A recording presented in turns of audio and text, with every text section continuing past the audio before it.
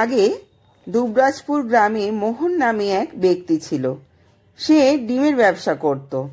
বাড়ির থেকে ডিম নিয়ে গিয়ে বাজারে বিক্রি করত। তার দুই মেয়ে, মনিকা আর কণিকা। কণিকা একটু দুর্বল প্রকৃতির ছিল। সে বিছানা থেকে নামতে পারত না। আর মনিকা সুস্থ ও সবল ছিল।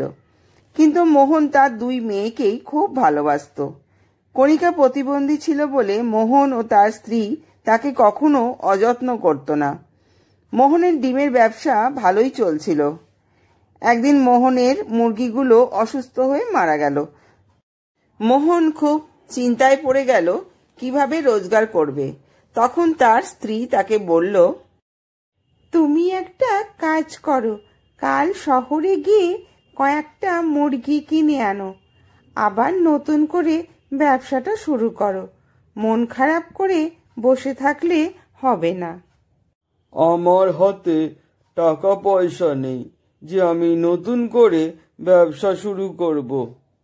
ঠিক আছে, তুমি চিন্তা করো না।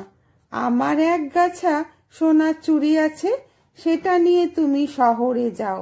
চুড়ি বিক্রি করে যে টাকা পাবে তা দিয়ে মুরগি কিনে আনো। পরের দিন মোহন শহরের উদ্দেশ্যে রওনা হলো। হাটে গিয়ে দেখলো একটাও মুরগি নেই। একজনের কাছে একটা মাত্র মুরগি আছে। মোহন ভাবল, এত কষ্ট করে এত দূরে টাকা পয়সা খরচ করে এলাম, কিছু না কিনে বাড়ি ফিরবো। দেখি ওই মুরগিটা কেমন। একটা মাত্র মুরগি পড়ে আছেই বা কেন, কেউ কেনেনি এটাকে। এই ভেবে সে মুরগিওয়ালার কাছে গেল। জিজ্ঞাসা করলো, ভাই, এই মুরগিটা আমায় বিক্রি করবে? এই মুরগিটা খোঁড়া আছে, কিন্তু ডিম পাড়ে। আপনার কোনো অসুবিধা হবে না, আপনি নিয়ে যেতে পারেন। আমি একটু কম দামেই আপনাকে দিয়ে দিচ্ছি।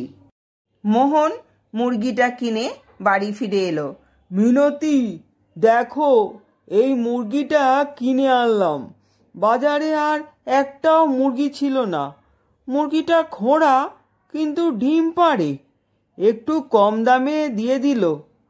পথে অমলের সঙ্গে দেখা হলো। ও বলল আমি নাকি ঠকে গেছি। কি জানি ঠকে গেলাম কিনা। ঠিক আছে, কিনে নিয়ে এসেছো যখন, তখন কটা দিন দেখি কি হয়, তারপর নয় ভাববো। মোহন মুরগিটাকে বেশ যত্ন করতে লাগলো।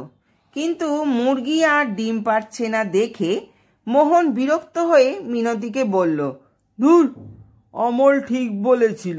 এই মুরগিটাকে যত্ন করে আমার আরও টাকা খরচ হয়ে যাচ্ছে। আমি ঠকে গেছি। এটাকে বাইরে ছেড়ে দিই। কি বলো মিনতি? সে কি বলছো? মুরগিটা হাঁটতে পারে না ঠিক মতো, তুমি ওকে বাইরে ছেড়ে দেবে? কাক ঠুকরে ঠুকরে ওকে মেরে ফেলবে তো। ও থাক ওখানে। আমাদের যখন এক মুঠো জুটে যাচ্ছে, ওরও জুটে যাবে। দেখো, আমাদের সন্তানও প্রতিবন্ধী।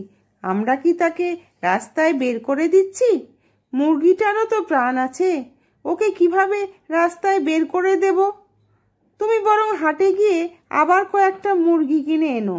এইভাবে কষ্টের মধ্যে কয়েকটা দিন কাটতে লাগলো মোহন ও মিনতির। একদিন মিনতি মাঠে গিয়ে দেখে একটা ডিম পড়ে আছে।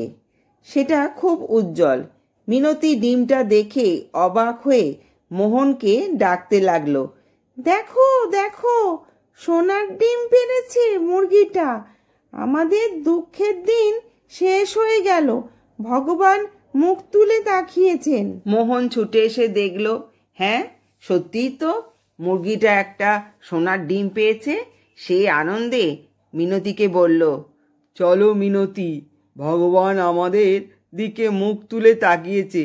এবার আমরা মেয়েটার ভালোভাবে চিকিৎসা করাবো। বন্ধুরা, ঈশ্বর আমাদের দুঃখ দিয়ে ধৈর্যের পরীক্ষা নেন। যে এই পরীক্ষায় উত্তীর্ণ হতে পারে, ঈশ্বর তাকে দুহাত ভরে আশীর্বাদ করেন। বন্ধুরা, গল্পটা ভালো লাগলে লাইক, শেয়ার ও সাবস্ক্রাইব করবে।